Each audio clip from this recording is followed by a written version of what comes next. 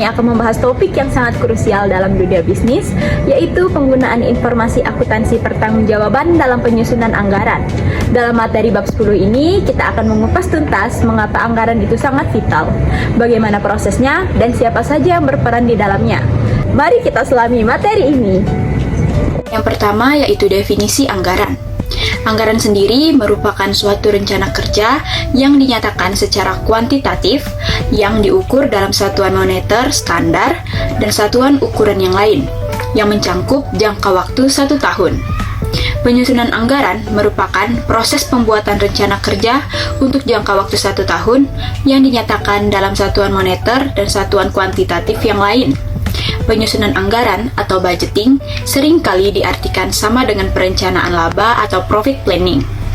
Dalam perencanaan laba, manajemen menyusun rencana operasional yang implikasi keuangannya dinyatakan dalam laporan laba rugi jangka pendek dan jangka panjang, neraca, kas, dan modal kerja yang diproyeksikan di masa yang akan datang. 2. Mengapa perusahaan menyusun anggaran? Penyusunan anggaran dilakukan untuk menjamin terlaksananya berbagai program yang berisi rencana kerja tahunan dan taksiran nilai sumber daya yang diperlukan untuk pelaksanaan rencana kerja tersebut. Dalam proses penyusunan anggaran, manajer ditunjuk sebagai penanggung jawab dalam pelaksanaan rencana kerja dan dialokasikan ke berbagai sumber daya yang diperlukan kepada manajer yang bersangkutan. Anggaran disusun oleh manajemen dalam jangka waktu 1 tahun, membawa perusahaan ke kondisi tertentu yang diinginkan, dengan sumber daya tertentu yang diperhitungkan. Proses penyusunan anggaran merupakan proses penyusunan rencana kerja jangka pendek, yang dalam perusahaan berorientasi laba pemilihan rencana kerja, didasarkan atas dampak rencana kerja tersebut terhadap laba.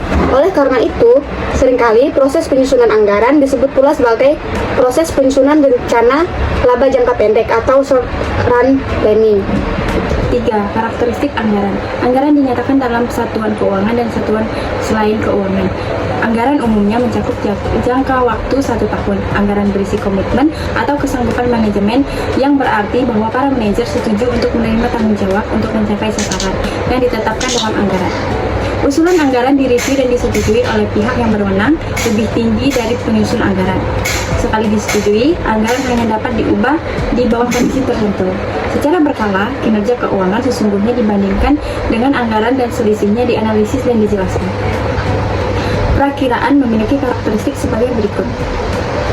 Yang pertama, perakiraan dapat dinyatakan dalam satuan keuangan atau dalam selain keuangan. Perakiraan dapat mencakup berbagai macam jangka waktu. Perakiraan tidak bertanggung jawab untuk mencapai hasil yang diperkirakan. Perakiraan tidak memerlukan persetujuan dari pihak yang memiliki wewenang yang lebih tinggi. Perakiraan akan selalu dimutakhirkan atau diupdate jika informasi baru menunjukkan perubahan kondisi. Penyimpangan dari yang diperkirakan tidak dianalisis secara formal atau secara berkala. Penyusun perakiraan melakukan analisis terhadap penyimpangan hasil perakiraan dengan apa yang diperkirakan, namun tujuan analisis ini adalah untuk memperbaiki kemampuannya dalam melakukan perakiraan. Jangka waktu anggaran. Waktunya menjadi anggaran 18 bulan dengan menambah jangka waktu 3 bulan akhir periode anggaran yang lama. Untuk penyusunan rencana laba secara efisien, anggaran tahunan harus diperpanjang. Jangka waktu anggaran harus memenuhi syarat sebagai berikut. Yang pertama, jangka waktu anggaran harus dibagi ke dalam jangka waktu bulanan. Yang kedua, jangka waktu anggaran harus cukup untuk menyelesaikan produksi berbagai macam produk. Yang ketiga, jangka waktu anggaran harus mencakup satu siklus musim untuk bisnis yang bersifat musiman. Yang keempat, jangka waktu anggaran harus cukup panjang untuk memungkinkan pembelajaran produksi di muka sebelum kebutuhan nyata. Yang kelima, jangka waktu anggaran harus sesuai dengan periode akuntansi keuangan untuk memungkinkan perbandingan antara hasil sesungguhnya dengan hasil yang dianggarkan. Kemudian selanjutnya yaitu komitmen manajemen. Perbedaan yang mencolok antara anggaran dengan perakiraan adalah adanya komitmen manajemen dalam anggaran. Informasi akuntansi pertanggungjawaban memperjelas peran setiap manajer dalam mencapai sasaran anggaran. Karena peran yang diterima oleh setiap manajer dalam proses perencanaan laba jangka pendek tidak akan ada artinya jika tidak disertai dengan alokasi sumber daya ke tangan setiap manajer yang diberi peran. Perubahan anggaran tidaklah mudah melakukan revisi anggaran selama kondisi yang dipakai sebagai dasar penyusunannya tidak mengalami perubahan yang signifikan. Jika anggaran seringkali direvisi, anggaran tidak lagi dapat dipakai sebagai tolak ukur kinerja manajer. Di lain pihak, perakiraan digunakan untuk memperkirakan dengan teliti apa yang akan terjadi di masa yang akan datang. Berdasarkan asumsi kondisi tertentu, masa yang akan datang dapat diupdate berdasarkan informasi baru yang diperoleh penyusun perakiraan. Maka perakiraan tersebut segera diperbaiki untuk memperkirakan dengan lebih teliti apa yang akan terjadi di masa yang akan datang. Analisis penyimpangan. Pelaksanaan anggaran dianalisis dan dicari penyebabnya untuk dasar bagi penyusun anggaran dalam merancang tindakan koreksi yang diperlukan dan untuk penilaian kinerja penyusun anggaran. Di lain pihak, hasil perakiraan tidak pernah dibandingkan dengan apa yang diperkirakan dan tidak pernah dilakukan analisis untuk menemukan penyebab terjadinya penyimpangan perakiraan. Kalau penyusun perakiraan melakukan evaluasi terhadap hasil perakiraan yang dibuatnya, tujuannya adalah untuk memperbaiki kemampuannya dalam menghasilkan perakiraan yang teliti, bukan untuk tujuan penilaian kinerja penyusun perakiraan. Selanjutnya yaitu kedudukan anggaran dalam perencanaan menyeluruh perusahaan. Proses penyusunan anggaran merupakan tahap akhir proses perencanaan menyeluruh perusahaan atau total business planning. Anggaran mencangkup jangka waktu yang paling pendek di antara rencana yang lain dalam perencanaan menyeluruh perusahaan. Perencanaan menyeluruh perusahaan dilaksanakan melalui 4 tahap, yaitu penetapan filosofi dan misi, penetapan tujuan atau goal, dan strategi, penyusunan program atau programming, dan penyusunan anggaran atau budgeting. Filosofi dan misi memerlukan usaha pendidikan agar dapat dihayati oleh para manajer perusahaan ke dalam rencana kegiatan perusahaan yang mereka susun dan mampu mewujudkan filosofi dan misi tersebut ke dalam tindakan nyata. Yang kedua yaitu penetapan tujuan atau goal dan strategi. Tujuan sendiri adalah akhir suatu kegiatan atau hasil yang dicapai. Sedangkan strategi adalah pola atau tindakan untuk mengerahkan dan mengarahkan seluruh sumber daya untuk mewujudkan visi organisasi. Strategi dapat bersifat proaktif dan reaktif. Penyusunan program merupakan proses pengambilan keputusan mengenai program-program yang akan dilaksanakan oleh perusahaan dan taksiran jumlah sumber daya yang akan dialokasikan ke dalam setiap program. Program merupakan kegiatan pokok yang akan dilaksanakan oleh perusahaan untuk melaksanakan strategi yang telah ditetapkan dalam perencanaan strategik. Dalam penyusunan anggaran, program-program diterjemahkan sesuai dengan tanggung jawab setiap manajer dalam melaksanakan program atau bagian dari program tersebut.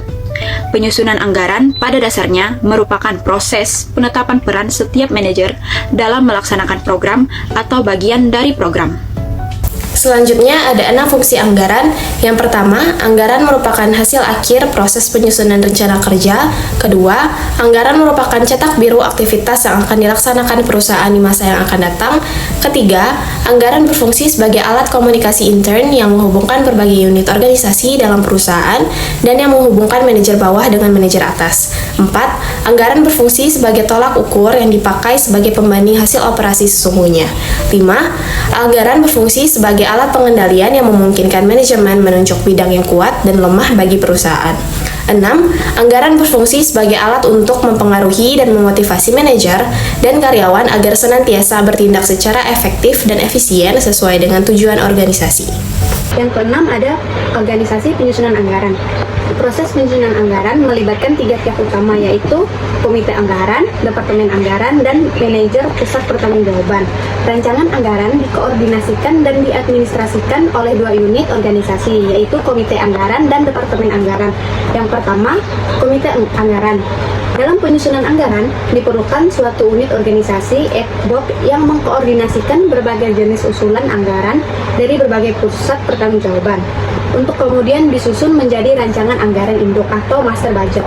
Unit organisasi ini disebut dengan komite anggaran unit. Unit organisasi ini hanya dibentuk pada saat proses penyusunan anggaran saja. Jika proses penyusunan anggaran perusahaan telah selesai, komite anggaran menjadi tidak berfungsi dan fungsi pengendalian pelaksanaan akan diserahkan kepada unit organisasi perusahaan. Keanggotaan komite anggaran ada 5. Yang pertama, direktur utama. Yang kedua itu direktur pemasaran. Yang ketiga, direktur produksi. Keempat, direktur keuangan dan administrasi. Yang kelima, ada manajer departemen keuangan. Tugas komite anggaran ada 8. Yang pertama, merumuskan sasaran dan kebijakan pokok perusahaan untuk tahun anggaran. Yang kedua, menyampaikan informasi tujuan dan kebijakan pokok tersebut kepada manajer perusahaan pertanggungjawaban. Yang ketiga, menelaah rancangan anggaran yang diajukan oleh manajer pusat pertanggungjawaban. Yang keempat, yaitu melakukan negosiasi dengan para manajer pusat pertanggungjawaban mengenai rancangan anggaran yang mereka ajukan. Yang kelima, yaitu mengajukan rancangan anggaran perusahaan secara keseluruhan kepada Dewan Komisaris dan Rapat Umum Pemegang Saham. Yang keenam, yaitu menelaah anggaran yang telah disetujui oleh Dewan Komisaris dan RUPS. Yang ketujuh itu melakukan negosiasi dengan para manajer pusat pertanggungjawaban mengenai anggaran yang telah disahkan oleh RUPS. Yang kedelapan, yaitu melakukan revisi anggaran sesuai kebijakan RUPS. Dan kedua, yaitu Departemen Anggaran. Departemen Anggaran memerlukan unit organisasi yang menangani administrasi anggaran. Rincian fungsi anggaran sebagai berikut. Yang pertama itu menerbitkan prosedur dan formulir untuk penyimpanan rancangan anggaran setiap pusat pertanggungjawaban. Yang kedua, mengkoordinasi dan menerbitkan asumsi-asumsi dasar penyusunan rancangan anggaran perusahaan. Yang ketiga, membantu setiap manajer pusat pertanggungjawaban dalam menyusun rancangan anggaran. Yang keempat, mengelola rancangan anggaran pusat pertanggungjawaban menjadi rancangan anggaran induk atau master budget. Yang kelima, yaitu menganalisis rancangan anggaran dan memberikan rekomendasi kepada komite anggaran. Yang keenam, yaitu menganalisis realisasi anggaran, menafsirkan hasilnya, dan membuat laporan ringkas mengenai analisis tersebut kepada direksi. Yang ketujuh, mengadministrasikan proses perubahan dan penyesuaian anggaran perusahaan. Selanjutnya ada penyusunan anggaran aspek teknis yang digambarkan dengan komponen anggaran induk atau master budget dan hubungan informasi keuangan antar komponen anggaran yang membentuk anggaran induk. Anggaran induk terdiri dari 3 komponen, anggaran operasi, anggaran modal, dan anggaran keuangan. Anggaran operasi bersangkutan dengan aktivitas untuk menghasilkan laba perusahaan. Hasil akhir proses penyusunan anggaran operasi adalah laba rugi proyeksian. Lalu, anggaran modal bersangkutan dengan tambahan dan pengurangan aktiva tetap perusahaan. Anggaran modal disusun berdasarkan perakiraan penjualan jangka panjang. Selanjutnya, ada anggaran keuangan bersangkutan dengan aliran kas masuk dan keluar. Karena banyak kegiatan keuangan baru dapat diketahui setelah anggaran operasi disusun, maka penyusunan anggaran operasi lebih di awal dibandingkan anggaran lain. Selanjutnya, ada tahap-tahap proses penyusunan anggaran induk yang dilakukan secara teknis. Pertama, komite anggaran menyusun pedoman anggaran atau budget guideline yang berisi kebijakan pokok perusahaan sebagai acuan awal bagi semua departemen. 2. Departemen pemasaran menyusun rancangan anggaran penjualan berdasarkan kebijakan pokok dan perakiraan penjualan jangka pendek. Ketiga, manajer pusat pertanggungjawaban menyusun rancangan anggaran biaya. Untuk unit masing-masing, berdasarkan pedoman dan rancangan penjualan, mereka merinci semua biaya yang dibutuhkan unitnya. 4. Departemen produksi menyusun rancangan anggaran sediaan produk jadi untuk mengatur tingkat persediaan yang optimal. 5. Departemen anggaran menyusun rancangan anggaran kos penjualan berdasarkan data produksi, sediaan, dan penjualan. 6. Semua data dari anggaran penjualan, kos penjualan, biaya pemasaran, serta biaya administrasi dan umum kemudian digunakan untuk menyusun rancangan laporan laba rugi proyeksian. 7. Secara paralel, rancangan anggaran modal disusun berdasarkan perakiraan penjualan jangka panjang untuk merencanakan investasi aset tetap. 8. Berdasarkan semua rancangan anggaran sebelumnya, rancangan anggaran kas disusun untuk memproyeksikan aliran dana masuk dan keluar perusahaan.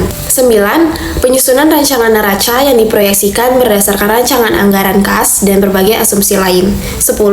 Penyusunan rancangan anggaran modal.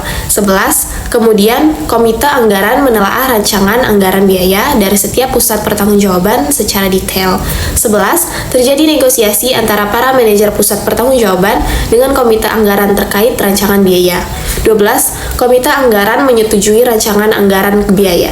13. Departemen anggaran menyesuaikan rancangan anggaran induk secara keseluruhan sebagai akibat dari hasil negosiasi tersebut. 14. Komite anggaran mengajukan rancangan anggaran induk yang telah final kepada Dewan Komisaris dan RUPS. 15. Dewan Komisaris dan RUPS menelaah rancangan anggaran induk tersebut secara saksama. Terakhir, RUPS mengesahkan rancangan anggaran induk menjadi anggaran induk perusahaan yang resmi dan siap untuk dilaksanakan.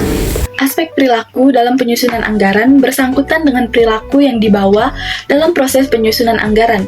Perilaku yang timbul sebagai akibat dari orang yang mencoba untuk hidup dengan anggaran. Tahap-tahap proses pengendalian anggaran atau budgetary control process. Proses pengendalian anggaran didahului dengan penetapan tujuan atau objektif oleh manajemen puncak dan penetapan strategi untuk mencapainya. Proses pengendalian anggaran dilaksanakan melalui 3 tahap utama berikut ini. Yang pertama yaitu tahap penetapan sasaran. Sasaran adalah target tertentu yang diarahkan untuk mencapai tujuan. Tujuannya untuk memaksimumkan laba. Untuk dapat memerankan pencapaian sasaran yang ditetapkan dalam penyusunan anggaran, manajer yang diberi tanggung jawab memerlukan sumber daya seperti uang, sumber daya manusia, barang, dan modal. Oleh karena itu, proses penyusunan anggaran terdiri dari kegiatan alokasi sumber daya. Informasi akuntansi manajemen berperan di dalam tahap penetapan sasaran sebagai alat pengirim peran atau role sending defines. Yang kedua yaitu tahap implementasi. Tahap implementasi anggaran dilaksanakan melalui 2 kegiatan penting, yaitu komunikasi anggaran dan yang kedua kerjasama dan koordinasi. Yang pertama, komunikasi anggaran. Komunikasi anggaran, manajer berfungsi untuk bertanggung jawab mengkomunikasikan anggaran yang telah disahkan kepada para manajer jenjang menengah dan bawah.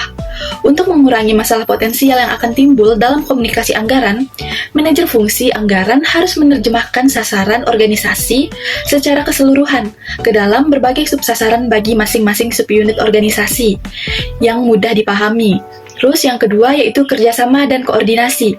Implementasi anggaran yang berhasil memerlukan kerjasama dengan orang yang memiliki berbagai macam keterampilan dan bakat. Setiap dimensi rencana yang tercantum dalam anggaran harus dijelaskan secara berhati-hati kepada manajer yang bertanggung jawab. Koordinasi merupakan penggabungan bakat dan kekuatan setiap anggota organisasi dan pengarahan ke usaha pencapaian sasaran yang sama. Anggaran koordinasi berhasil. Manajer fungsi anggaran harus berhasil mengkomunikasikan bagaimana pekerjaan masing-masing memberikan kontribusi terhadap pencapaian organisasi. Manajer fungsi anggaran harus menunjuk departemen mana yang bertanggung jawab atas aspek pekerjaan tertentu yang harus dikerjakan, individu mana dalam departemen yang bertanggung jawab dan di mana orang dapat memperoleh bantuan. Yang ketiga yaitu tahap pengendalian dan evaluasi kinerja. Yang ketiga yaitu tahap pengendalian dan evaluasi kinerja. Dalam tahap pengendalian dan evaluasi kinerja, kinerja sesungguhnya dibandingkan dengan standar yang tercantum dalam anggaran untuk menunjukkan bidang masalah dalam organisasi dan menyarankan tindakan pembetulan yang memadai bagi kinerja yang berada di bawah standar. Informasi akuntansi manajemen berperan untuk menyajikan umpan balik bagi para manajer yang bertanggung jawab dalam mengkonsumsi sumber daya untuk mencapai sasaran yang tercantum dalam anggaran mereka. Selanjutnya yaitu ada karakteristik anggaran yang baik. Anggaran yang baik memiliki karakteristik berikut ini, yaitu anggaran disusun berdasarkan program di dunia bisnis.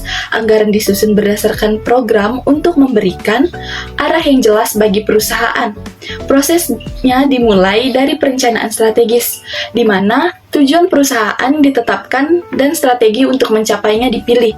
Selanjutnya, program-program jangka panjang disusun untuk mencapai tujuan tersebut. Nah, program ini berfungsi sebagai panduan merinci kegiatan apa yang akan dilakukan dan sumber daya apa yang akan dialokasikan.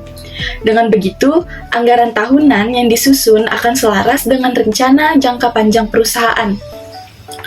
Tanpa program, perusahaan ibarat berjalan tanpa arah dan tujuan yang jelas. Anggaran disusun berdasarkan karakteristik pusat pertanggungjawaban yang dibentuk di dalam organisasi perusahaan. Menurut karakteristik, masukan, dan keluarannya, pusat pertanggungjawaban dalam perusahaan dibagi menjadi 4 golongan, yaitu ada pusat biaya, pusat pendapatan, pusat laba, dan pusat investasi. Yang pertama, pengendalian pusat biaya. Kebijakan dimulai dengan pembuatan anggaran biaya yang disetujui manajemen puncak sebagai batas atas pengeluaran biaya. Anggaran ini bukan tolak ukur efisiensi, melainkan pedoman agar biaya sesungguhnya tidak melebihi jumlah yang disetujui. Yang kedua, yaitu pusat pendapatan adalah pusat pertanggungjawaban di mana kinerja manajernya diukur berdasarkan pendapatannya. Manajer perusahaan tidak dimintai pertanggungjawaban mengenai masukannya karena tidak dapat mempengaruhi pemakaian masukan tersebut. Contohnya yaitu Departemen Pusat. Terus yang ketiga yaitu ada pusat laba. Pusat laba adalah pusat pertanggungjawaban di mana kinerja manajernya diukur dari selisih antara pendapatan dengan biaya untuk memperoleh pendapatan tersebut. Keluaran dan masukannya diukur dalam satuan rupiah untuk menghitung laba sebagai pengukur kinerja manajernya. Penyusunan anggaran yang tidak didasarkan pada karakteristik pengendalian, masing-masing tipe pusat pertanggungjawaban akan menghasilkan tolak ukur kinerja yang tidak sesuai. Hal ini akan mengakibatkan perilaku yang tidak semestinya atau dysfunctional behavior pada manajer pusat pertanggungjawaban dalam melaksanakan anggarannya. Terus, selanjutnya yaitu anggaran berfungsi sebagai alat perencanaan dan alat pengendalian. Agar anggaran efektif sebagai alat kendali, proses penyusunannya harus menanamkan sense of commitment pada para penyusunnya. Agar anggaran berfungsi efektif sebagai alat perencanaan dan pengendalian, proses penyusunan harus menumbuhkan komitmen bagi para manajer. Yang pertama ada partisipasi para manajer pusat pertanggungjawaban dalam proses penyusunan anggaran.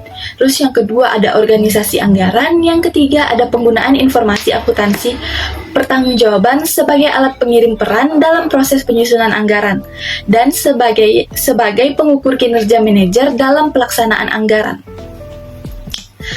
Selanjutnya yaitu partisipasi manajer dalam penyusunan anggaran. Manajer operasional dan komite anggaran atau manajemen puncak bersama-sama memutuskan kegiatan dan sasaran. Tingkat partisipasi yang tinggi akan meningkatkan moral kerja dan inisiatif manajer karena mereka merasa menjadi bagian dari organisasi dan memiliki kepuasan terhadap pekerjaan mereka. Proses penyusunan anggaran ini juga berfungsi sebagai penetapan peran di mana setiap manajer diberikan tanggung jawab atas sebagian kegiatan dan sumber daya yang diperlukan untuk mencapai sasaran. Sumber daya ini diukur dengan informasi akuntansi. Selanjutnya ada organisasi anggaran. Penyusunan anggaran memerlukan organisasi yang memisahkan fungsi penyusun usulan, penelaah, dan administrator anggaran. Komite anggaran atau manajemen puncak menelaah dan menyetujui anggaran dengan pendekatan top and down, menetapkan kebijakan dasar sebagai pedoman. Manajer operasional menyusun usulan anggaran dengan pendekatan bottom up, berpartisipasi dan bernegosiasi. Departemen anggaran berfungsi sebagai fasilitator administratif, bukan penyusun utama. Wewenang penyusunan anggaran tetap di tangan manajer operasional. Selanjutnya, ada penggunaan informasi akuntansi. Pertanggungjawaban sebagai pengirim peran dalam proses penyusunan anggaran sebagai pengukur kinerja manajer. Dalam pelaksanaan anggaran, informasi akuntansi pertanggungjawaban sangat krusial. Dalam penyusunan anggaran, informasi ini bertindak sebagai pengirim peran atau role sending device. Memperjelas tanggung jawab setiap manajer dalam mencapai tujuan perusahaan. Dengan begitu, manajer memiliki komitmen tinggi untuk berprestasi sesuai anggaran. Informasi ini juga penting untuk perencanaan dan pengendalian karena menghubungkan data dengan manajer yang bertanggung jawab atas realisasinya sehingga mencerminkan skor kinerja setiap manajer.